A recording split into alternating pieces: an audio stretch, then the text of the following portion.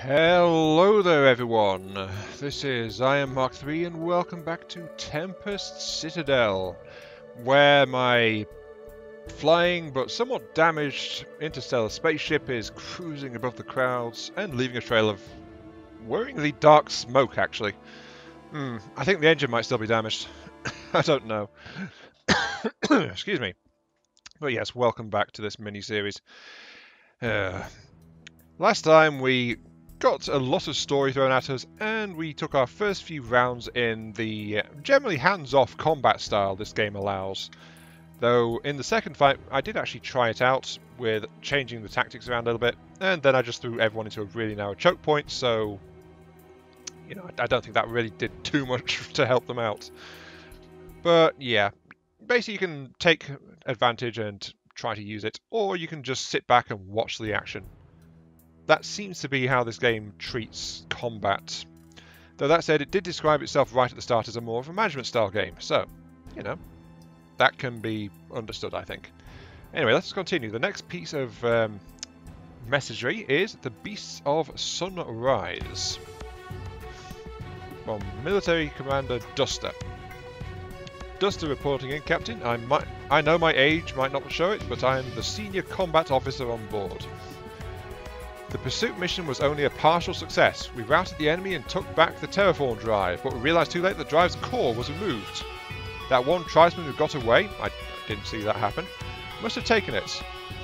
We know which direction they went, but there's been a rise in electromagnetic activity in the area. It'll take some time before we can pinpoint a location. In the meantime, Patch took some samples of the enemy's bodies to study their physiology. He said he'd have his findings ready soon. I also spoke with a soldier who was in the fight. Apparently these beastmen have a war cry. Volgar. Probably loud R on there. It's like pirates. Volyar! For yar. I don't know why I said that. Might keep calling them aliens, but that's not right, is it? We are the invaders here. That is actually very true. We are the alien invaders. So, yep, someone else is now here. Medical, Patch. Captain, need to speak to you. It's about the crew. Besides the 6 of us, 7 with Officer Sparks, and the crew members you have revived, the rest of the crew currently remains in cryosleep to extend the longevity of our food stores. Yet whether awake or asleep, as it is, 100 living Terrans are supposed to be on board.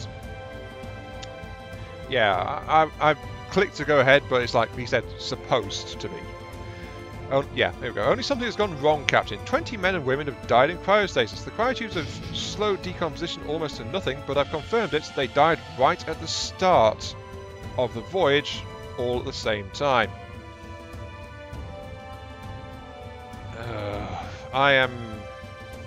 Well, this entire deal has been shaky from the start, so I'm suspicious of that one immediately. Right now, only you and I know of this. Clearly such a death toll could have a disastrous impact on our crew, if we let it be known. Panic could be the best case scenario. As such, I have already isolated the cryotubes containing the deceased into one of the 5 halls of the cryogenic deck. Discreetly, of course. As I see it, we have 2 options. Our first is simply leave them there. Well, actually, this explains why we have a morgue, which I saw when I was first unfreezing people. 20 people in the morgue. Well, I didn't count them, but I think 20 sounds about right. Our first is simply leave them there. If we are to believe in wonders hidden in the world below, we may find a way to reverse what's happened to them. In the meantime, they'll continue to use up energy. The other option is more practical. Rather than hold out for some fantasy miracle, we can liquefy the bodies for resources to sustain the ship. Doing so would reduce energy usage and increase the number of Terrans we can revive. Don't mean to sound cruel, Captain. I could say that using their deaths to help the mission honours their sacrifice, but the truth is, dead is dead. I've just not seen it undone. What say you? Liquefy the bodies or preserve the fallen. The thing is, I look at them, it's like while glancing at them last time, I saw AA ranked soldiers and things like that. So it seems like the ones down include some highly skilled individuals. So I think I'll preserve them, thank you. Because we don't know what we'll find down there. Alright, I understand. I will not speak of this again unless it is needed. No one will know but us. I'll leave the why of this tragedy unspoken. The fact alone that the 20 people who now lie dead were distributed in all 5 rooms of the cryostasis deck, not to mention spread proportionately across all functional disciplines. Highly skilled people. Leaves little to be imagined. They were chosen. The pertinent question is, by whom? That's all for now, Captain. Oh, before I again neglect to formally introduce myself, my name is Huang Min, callsign Patch, as our supervisor so cleverly thought to imply. I am the senior medical officer at your service. So the superiors also chose all of these individual nicknames for people. I wonder what nickname they'd have given me. I have no idea. I apologise that I could not meet you before our voyage. Had I known I was the last of the crew to be collected, I would not have let myself be detained elsewhere. I have doubts as to who would bear the burden that comes with such a mission like ours. After meeting you today, I see my doubts were unfounded. Welcome aboard, Captain. And so, I am the specialist of snowflakes once more. Fine. Sure. Okay, Bonehawk. We intercepted a radio transmission not long ago, originating from the area in which we've been searching for those members of the so-called Volgar. If the ones who stole our drive core have been struggling to find their way back on foot, it's likely they'd be maybe headed there now. We should send a team to follow the transmission source. If we hurry, we might be able to take back the drive core before it's moved deeper into Volgari territory. Wherever you send, they better expect a gunfight. Select a team. I don't exactly have much choice now, do I? Fine, mission, here we go. Volgar, military base N5. Thief hunt, threat 150. So, yeah, the thief hunt. It's getting more dangerous. 150. I'm at 120, so my threat rating is slowly increasing. I think it's because my guys are leveling up a little bit. But the Volgar are still ahead of me in terms of threat, so I am behind them, just not massively so. There's no point in having people spread between teams.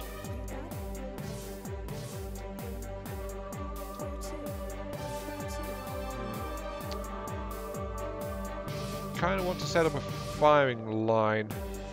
Once again, they've got a lot more people. A lot of skirmishers and bandits. I think let's actually go ahead and move.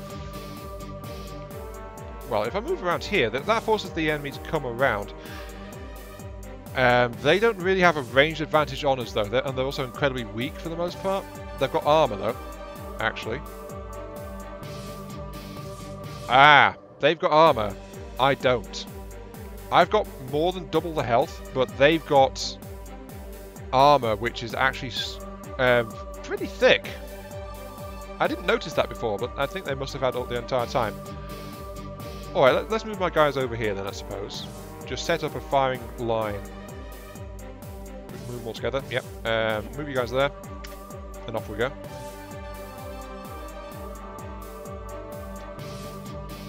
Oh yes, we can adjust the angle.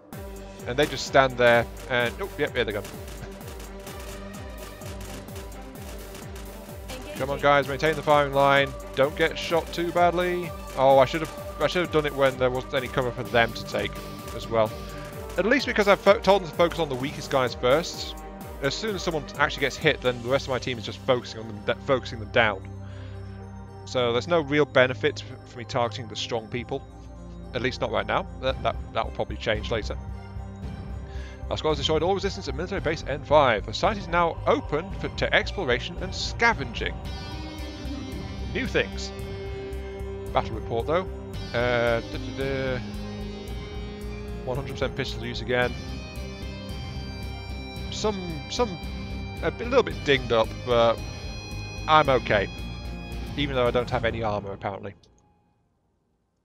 Okay, here we go. Another game section. Explore underground bunkers for resources. Order your squad to explore and scavenge room by room. Anything you find is carried up to your ship. Grab as much as you can before the storm closes in. So, a race against time. Your base depends on resources for new development, facilities and equipment. I don't have a base, but okay. Several sites on the surface conceal underground bunkers full of valuable loot. Scavenge as much as you can before the storms close in. So, left click to explore the room. Oh, extraction deadline. Yeah, this is against the clock. And looking at that on the right, it says explore takes 15 minutes. And now it's actually constantly going, so actually clicking it automatically deducts from the time. Search the room, which has got a couple of resources. And then searches also seem to have a time as well. Ooh. Okay, I think I see the storm. Turn to base when ready. And, okay. I don't know what the storm does, but it must be bad. But this is the tutorial bit, so of course it gave me all the time I needed to actually do everything. Though that said, it was ticking down the moment I started. So you can't just sit there and plan and think about how much time you've got to accomplish everything. It's actually, once you start, it's still against the clock to do this. And then we take off and fly away. Off we go. We secured the outpost from the Volgari, but we couldn't capture those that fled. If the drive core was even there, it isn't anymore. The good news is, the outpost is ours now. And I've had my people take a look around. Their findings are several. Slightly bad language there. But, okay. One, the fight would have been a lot harder if we'd arrived a week later than we did. The place was mostly still dormant. And we found evidence to suggest the Volgar had only arrived a day or two earlier. 2.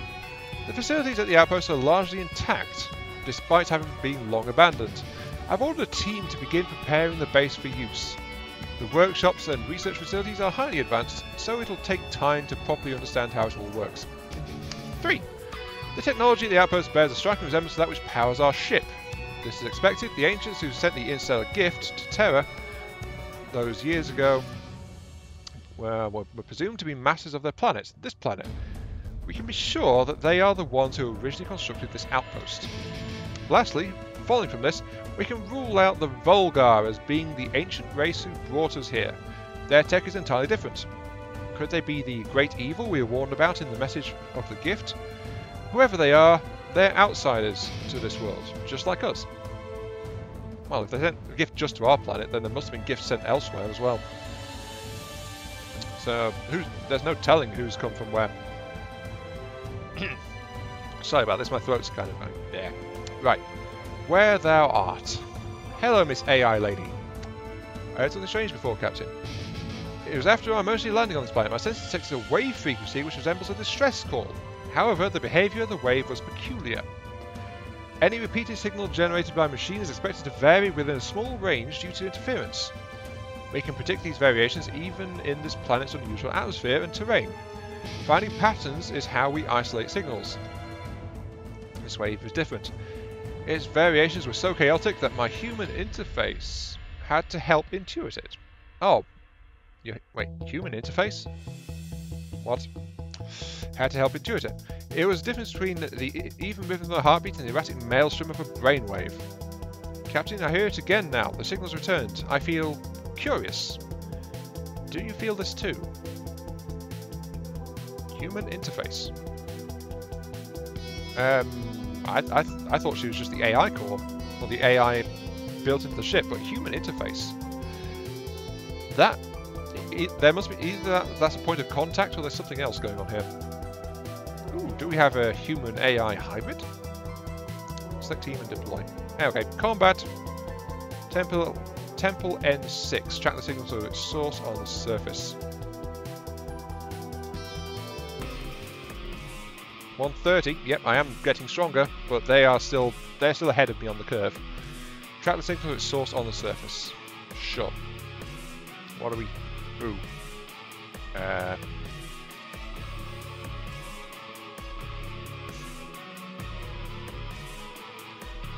A Noctilla of the Scourge. 45 health, 91 armor.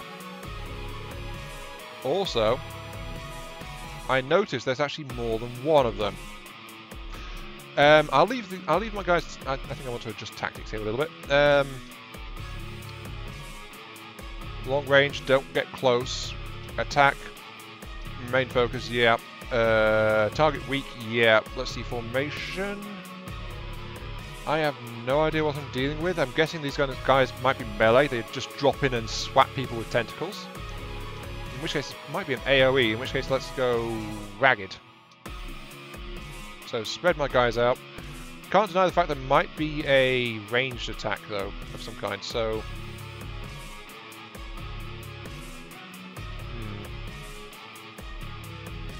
kind of want to get some guys over there. I don't want people bunched up too close together though. Let's actually drop this into a multi-fire team. Oh good, it copies the previous one. Okay. Then that'll let me spread them out a bit more, I think. Reporting, copy that. Reporting. And I think I want you guys to be... I will guess around here because at least we can take cover against the rocks or something. Confirmed. There. Okay, that should do. Here they come. What? Here come the flying squid things.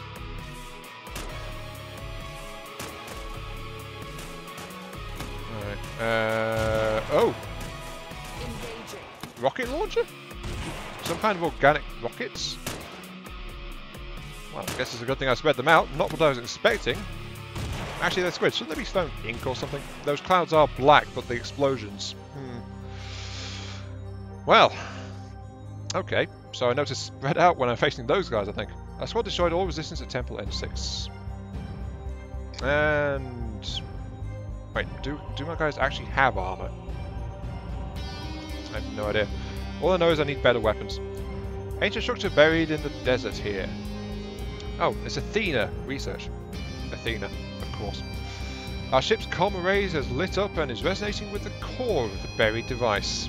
Whoever sent the incidental gift led us to find this place and gave us the key to wake it. Oh, Captain, you'll want to see this. Black thing. Oh, explosions. Something is volatile. Oh, rocks collapsing. It's the Mega Squid. No, it's the Mega Squid, except that it's got a glass dome on top of it. I think I might have found our base, actually. Is it? Yep, base. That's city. I think whoever made this game definitely played the old UFO series. This reminds me very much of Afterlight, I think. Yeah. No, Aftershock, sorry. Yeah, Sparks. Beauty! My creators spent much time and effort attempting to endow my cybernetic self with my human self's understanding of this concept. Okay, yeah, we have got a human-AI hybrid here. The process spanned all trimesters of my development. In the end, they settled on a rough approximation of the idea which lacked one vital piece. Captain, I discovered that piece today. Oh, yes, it is a shiny thing. It will not confirm the source of the unusual distress signal. However, the site proved to be far more fruitful in its yield, an ancient citadel buried beneath the sands. When the exploratory team triggered its activation mechanism, I could feel the awakening. It compelled me to move to the outer deck and watch it rise. That was the moment. Though I do not breathe anymore, Captain, it recalled to me the memory of having my breath taken away. Though you do not breathe anymore. I guess the cybernetics have replaced your requirement to breathe or something. We've claimed the Citadel for ourselves. It now looms above the clouds. Although many of its buildings remain dormant or broken, we may in time find the means to bring them all back to life, just as one was once done for me. What was once done for me? Back to life? Wait, did she die and then was revived in this AI hybrid form? I have questions. Citadel as base, you can get your research and engineering teams up and running. As this planet appears hostile, you should develop a stronger weapon than pistols. I've been saying that for the entire last episode or so. Research and build a rifle. For best results, build 6 to equip the whole squad. I was going to anyway. The moment you said rifle, it's like, yeah, rifle, you had me there. Research. Research projects grouped in topics called research spheres. New projects will begin automatically as soon as they are available. It is up to you to direct research, which branch to explore and which to halt. Your choices will have a huge impact on the abilities of your base and crew over time. Sometimes you'll need to construct a new module or advance the campaign to continue research in a sphere.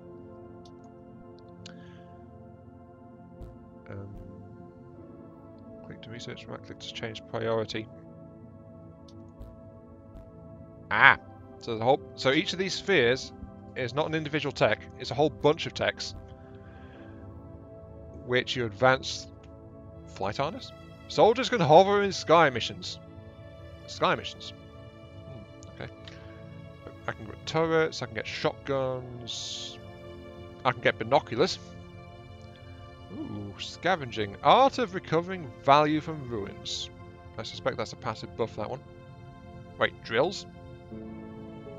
There's a lot of stuff in here, actually.